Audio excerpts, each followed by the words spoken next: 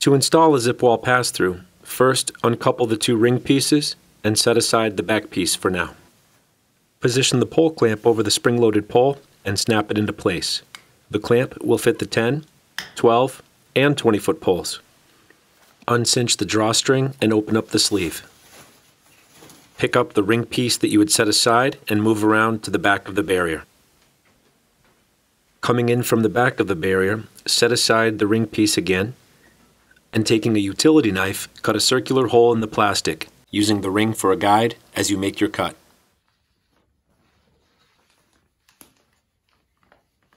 You can discard the plastic that you've cut away. Now take the ring and align it so the side that says ZipWall faces out. You will notice there are 3 tabs on the ring. Line those 3 tabs up with the holes on the other side and slide lock the 2 ring pieces together. Now you can take your ducting and feed it through the pass-through. The pass-through will accommodate any diameter up to 14 inches. Move back around to the front of the barrier and complete the installation by cinching the drawstring tight over the ducting.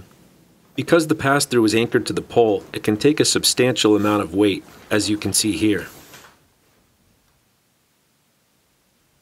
To close the pass-through, just uncinch the drawstring, remove the ducting, and cinch the drawstring closed.